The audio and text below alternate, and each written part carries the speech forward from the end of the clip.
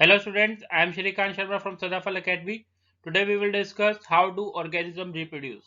देखिए जो ये चैप्टर है how do organism reproduce, ये क्लास 10th का चैप्टर है. If you are class 10 student or belong to some higher class and want to know more about your body, be with me in this video. देखिए reproduction की बात करें, reproduction आप सभी जानते हैं रिप्रोडक्शन क्या होता है, लेकिन बहुत सारे बच्चों को बहुत सारे डाउट रहते हैं रिप्रोडक्शन से रिलेटेड. इस वीडियो में हम उन डाउट्स के बारे में बात करेंगे. इस वीडियो में हम सीखेंगे प्यूबर्टी के बारे में, प्यूबर्टी एज पे क्या क्या मेल और फीमेल में चेंजेस आते हैं, बॉयज और गर्ल्स में. और इस वीडियो में हम वेरिएशन पे बात करेंगे कि वेरिएशंस क्या होती हैं और वेरिएशन हमारे लिए कैसे हेल्पफुल है. तो चलिए रिप्रोडक्शन के बारे में जानकारी करते हैं. जैसे कि नाम से पता चल रहा है रिप्रोडक्शन, किसी चीज को रिप्रोड्यूस करना. ऑलरेडी प्रोड्यूस हो चुकी है, दोबारा प्रोड्यूस कर रहे हैं उसको. जैसे हम हैं, हम ऑलरेडी प्रोड्यूस हो चुके हैं, हम जब रिप्रोड्यूस करेंगे हमारी जैसी एक और चीज प्रोड्यूस हो जाएगी, दैट इज कॉल्ड रिप्रोडक्शन. ठीक है, very simple definition. It is a life process in which an organism produce young ones of their own kind. एक ऐसा प्रोसेस है जिसमें कोई भी ऑर्गेनिज्म अपने यंग वंस लेके आता है, अपने चिल्ड्रन लेके आता है अपने ही तरह के. इसको बोलते हैं रिप्रोडक्शन. ठीक है, डेफिनेशन नोट करने वाली चीज है. It is the life process in which an organism produce their young ones of their own kind, अपने ही तरह के. देखिए कैसे पता चलेगा, ह्यूमन बींग का आने वाला बच्चा ह्यूमन बींग ही होगा, माउस का आने वाला बच्चा माउस ही होगा, और सिमिलरली लायन के आने वाला बच्चा लायन ही होगा. ये कैसे पता चलता है? ये जो होता है वो डीएनए कॉपिंग से होता है. अब ये डीएनए क्या है, बहुत सारे बच्चों को बहुत डाउट रहता है डीएनए क्या है, कहाँ होता है. ठीक है, तो उसके बारे में सीखे. डीएनए केमिकल है. डीएनए को बोलते हैं डीऑक्सी राइबो न्यूक्लिक एसिड. ये फुल फॉर्म है डीएनए की, डीऑक्सी राइबो न्यूक्लिक एसिड. देखिए हमारे बॉडी में बहुत सारे बायोमोलिक्यूल्स हैं, कार्बोहाइड्रेट है, फैट है, वो विटामिन है. उसी तरीके से डीएनए भी रहता है. डीएनए एक जेनेटिक मटेरियल है, deoxy ribo nucleic acid full form है. ये डीएनए क्या बनाता है हमारी बॉडी में? डीएनए जेनेटिक मटेरियल बनाता है. जैसे जीन्स हो गया, हमारे जो सेक्स सेल्स होते हैं, मदर में ओवम होता है, फादर के अंदर स्पर्म होता है. ठीक है, और उसके अंदर जो न्यूक्लियस होते हैं उनमें क्रोमोसोम्स रहते हैं, थ्रेड लाइक स्ट्रक्चर होते हैं क्रोमोसोम्स. इसको हम आगे वीडियोस में डिस्कस करेंगे. क्रोमोसोम्स पे जीन्स रहते हैं, ये जीन्स बने होते हैं डीएनए के, और आप बोल सकते हैं क्रोमोसोम्स भी डीएनए के बने होते हैं. ठीक है, तो जीन्स जो कि हेरिडिटी यूनिट बोला गया है, ये हेरिडिटी यूनिट का क्या मतलब है? जीन्स वो हेरिडिटी यूनिट है जो कि पेरेंट से बच्चों की तरफ कैरेक्टरिस्टिक्स लेके जाते हैं. अभी के लिए इतना ही याद रखें. और जीन्स बने होते हैं डीएनए के, deoxy ribo nucleic acid. This is the chemical. ठीक है, hope you understand about the DNA. सबसे पहला स्टेप रिप्रोडक्शन में होता है डीएनए कोपिंग का, और ये डीएनए कोपिंग ही है जिसके कारण हमारे आने वाली संतान हमारे जैसे दिखेगी. ठीक है, तो डीएनए कोपिंग याद रखना, first step in reproduction is DNA copying. DNA की full form deoxyribonucleic acid. DNA क्या बनाता है? डीएनए जेनेटिक मटेरियल है जो कि हमारे क्रोमोसोम्स बनाता है, और क्रोमोसोम्स पे होते हैं जीन्स, और जीन्स भी डीएनए के ही बने होते हैं. ऐसे याद रखना, जीन्स हैं जो कि कैरेक्टरिस्टिक्स लेके जाते हैं पेरेंट से बच्चों की तरफ. चलिए आगे बढ़ते हैं. जब भी रिप्रोडक्शन होता है, दो तरह का रिप्रोडक्शन होता है, sexual reproduction and asexual reproduction. इस वीडियो में हम सेक्सुअल रिप्रोडक्शन के बारे में बात करेंगे. सेक्सुअल रिप्रोडक्शन का क्या मतलब है? ऐसा रिप्रोडक्शन जिसमें मदर का ओवम और फादर का स्पर्म मिल जाते हैं आपस में. यानी यहां पर दो पेरेंट्स रिक्वायर होते हैं, एक फादर और दूसरे मदर. ऐसा रिप्रोडक्शन जिसमें दो पेरेंट्स अपोजिट सेक्स के आपस में मिलके नई जनरेशन लेके आते हैं, जिसको हम बोलते हैं ऑफस्प्रिंग्स. इसी प्रोसेस को सेक्सुअल रिप्रोडक्शन बोला जाता है. ठीक है, तो सेक्सुअल रिप्रोडक्शन की क्या कैरेक्टरिस्टिक्स है? इसमें दो पेरेंट्स इन्वॉल्व होंगे, फादर एंड मदर. ठीक है, अपोजिट सेक्स के. सिमिलरली इसमें जो सेक्सुअल रिप्रोडक्शन में मेल गैमेट और फीमेल गैमेट इन्वॉल्व होता है. मेल गैमेट को हम स्पर्म बोलते हैं, जैसे कि आप देख पा रहे हैं, this is sperm. Female gamete को ओवम बोलते हैं और एग बोलते हैं. जब ये दोनों आपस में मिल जाते हैं तो सेक्सुअल रिप्रोडक्शन होता है.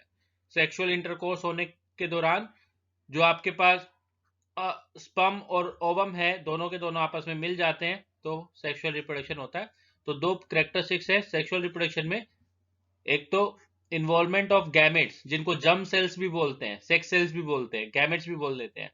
ओवम और एग मिलते हैं, और दूसरा यहाँ पर दो पेरेंट इन्वॉल्व होते हैं. ठीक है, तो सेक्सुअल रिप्रोडक्शन की बात करते हैं. तो जब भी रिप्रोडक्शन होता है तो वेरिएशंस आती है. वेरिएशंस का क्या मतलब है? वेरिएशंस आप जानते ही हैं. देखो हम एकदम अपने पेरेंट्स की तरह नहीं दिखते हैं। जो गर्ल्स हैं एकदम अपनी मदर की तरह नहीं दिखती हैं, फादर की तरह एकदम बॉयज नहीं दिखते हैं, कहीं ना कहीं कुछ ना कुछ चेंज जरूर आ जाता है। इन्हीं चेंज को बोलते हैं वेरिएशंस। तो वेरिएशन को कैसे डिफाइन किया गया है? Variation is defined as the error in the DNA copy. जब डीएनए कॉपी हो रहा होता है पेरेंट्स से बच्चों की तरफ, तो कुछ एरर्स आ जाते हैं, कुछ गलतियां आ जाती है इस कॉपी में, इसी को हम बोलते हैं वेरिएशन। बहुत माइन्यूट वेरिएशंस आती हैं, ज्यादा वेरिएशन आ जाएंगी तो आने वाला बच्चा जो है वो पेरेंट्स की तरह नहीं दिखाई देगा। ठीक है, तो वेरिएशंस क्या है? वेरिएशंस एरर्स है इन डीएनए कॉपिंग। ठीक है, तो अगर हम न्यूबॉर्न बेबी की बात करें, न्यूबॉर्न बेबी अपने पेरेंट्स के सिमिलर तो होगा बट आइडेंटिकल एकदम नहीं होगा, एकदम उन जैसा नहीं दिखेगा। तो जो उनमें चेंजेस आते हैं तो वही हम वेरिएशन के नाम से उनको जानते हैं। वेरिएशन है क्या? Error in DNA कॉपिंग is called variations. ठीक है, वेरिएशंस हमारे लिए हेल्पफुल है। अगर वेरिएशंस ना होती तो हर कोई एक जैसा होता, फादर के जैसा ही बॉय होता आने वाला, और मदर के जैसी ही आने वाली बेबी गर्ल होती। इंपॉर्टेंस ऑफ वेरिएशन की बात करें, variation increases the chance of survival. सबसे पहले याद रखें, वेरिएशन चांस ऑफ सर्वाइवल बढ़ा देता है। कैसे बढ़ाता है उसको समझे। यहाँ पर एक एग्जांपल दे रखा है, एनसीईआरटी में भी ये एग्जांपल डिस्कस किया हुआ है। यहाँ पर कुछ बिटल्स थी, आप देख रहे हैं रेड कलर की बिटल्स थी, छोटे छोटे कीड़े थे। कौवा आता था, कौवा को बीटल बड़ी टेस्टी लगते थे। कौवा देख पाता था इन ग्रीन कलर की बुशेस में, ग्रीन कलर के प्लांट्स में कैसे लाल कलर के बीटल्स चमक रहे हैं, उनको देख पाता था और उनको इजीली खा जाता था। जब इन बीटल्स ने रिप्रोडक्शन किया तो वेरिएशंस आई, कलर चेंज हो गया उनका, रेड कलर से वो ग्रीन कलर में कन्वर्ट हो गई। तो कुछ वेरिएशंस आई जिसमें बीटल्स किस कलर की हो गई? ग्रीन कलर की हो गई। अब कौवा आया, कौवे को सिर्फ लाल कलर की बीटल्स देख पा रही थी, कौवे सिर्फ लाल कलर की बिटल्स देख पा रहे हैं, तो वो लाल कलर की बिटल्स को खा जाते थे। ग्रीन कलर की जो बिटल्स है वो पेड़ों के साथ कैमोफ्लेज कर रही थी, छुप गई थी हरे रंग के पेड़ों में, तो कौवे उन ग्रीन बिटल्स को खा नहीं पाए, इसलिए सारी रेड बिटल्स खत्म हो गई और ग्रीन कलर की बिटल सर्वाइव कर गई। तो यहाँ पर जो वेरिएशंस है उसने चांस ऑफ सर्वाइवल बढ़ा दिया। Variation increases chance of survival. और दूसरा यहाँ पर एक और इंपॉर्टेंस है वेरिएशन की, वेरिएशन इवोल्यूशन भी करती है।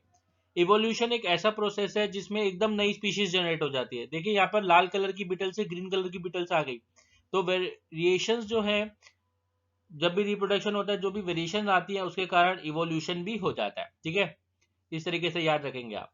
एक और एग्जांपल डिस्कस कर लेते हैं। यहाँ पर कुछ बैक्टीरिया की पॉपुलेशन है, ये मैं रिप्रेजेंट कर रहा हूँ यहाँ पर। ये कुछ ऐसे बैक्टीरिया थे जो 50 डिग्री सेल्सियस पर सर्वाइव कर पाते थे।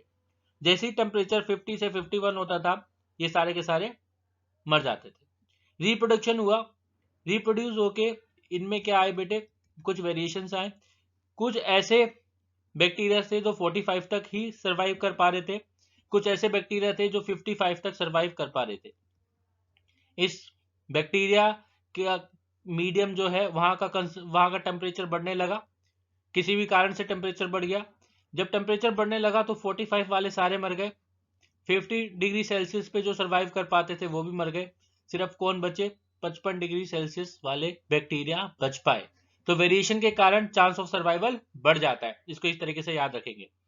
अगर बाय चांस वेरिएशन ना होती, 50 डिग्री सेल्सियस वाले 50 डिग्री सेल्सियस पर सर्वाइव करने वाले बैक्टीरिया ऐसे बैक्टीरिया को प्रोड्यूस करते जो कि 50 डिग्री सेल्सियस पर ही सर्वाइव कर पाते, तो टेम्परेचर जब 55 पहुंचता तो सारे के सारे बैक्टीरिया की पॉपुलेशन यहाँ पर खत्म हो जाती।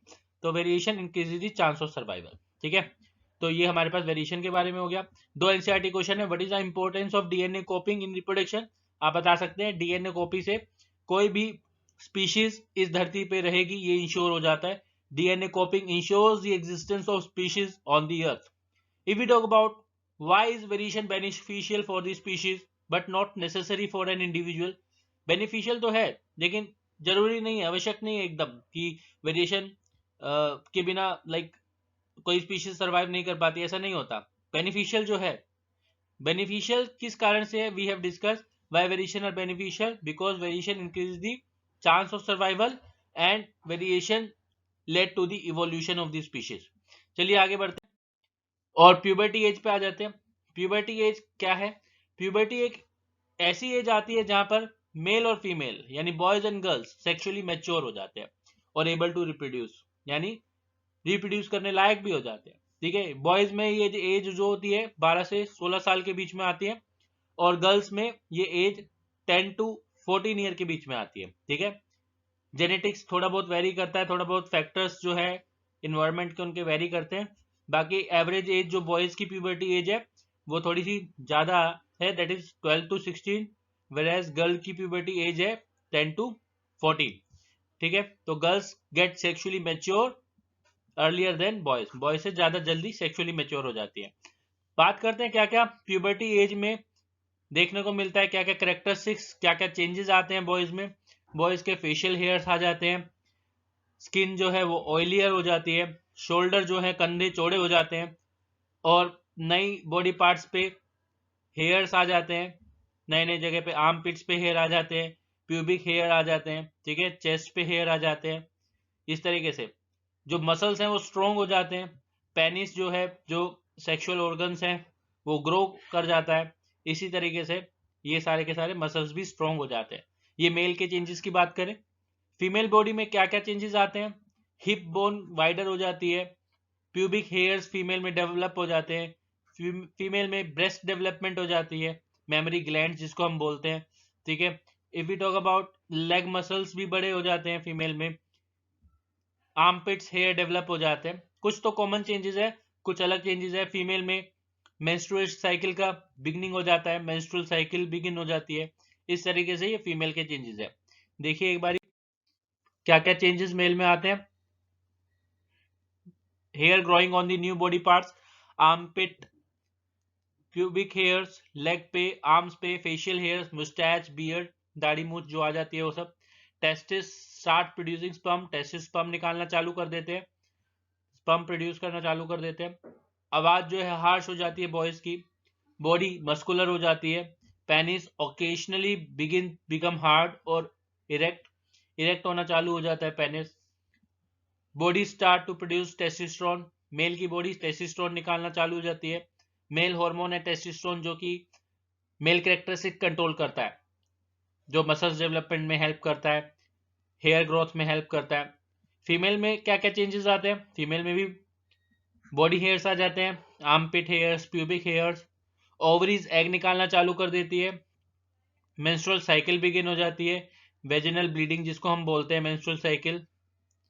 Breast start development, breast memory gland develop कर जाते हैं, ब्रॉडन हिप्स, हिप्स ब्रॉड हो जाते हैं, मास डेवलप हो जाता है हिप्स पे। Body start to produce estrogen, female की बॉडी एस्ट्रोजन निकालना चालू कर जाती है जिससे जो है फीमेल की सेकेंडरी सेक्सुअल कैरेक्टरिस्टिक्स बिगिन हो जाती है। इस वीडियो में हमने डिस्कस किया प्यूबर्टी एज के बारे में, क्या क्या चेंजेस प्यूबर्टी एज में आते हैं, वेरिएशंस कैसे हेल्पफुल है और डीएनए कॉपिंग से क्या होता है, ये सब हमने डिस्कस किया। ठीक है, अगर आपको समझ आई है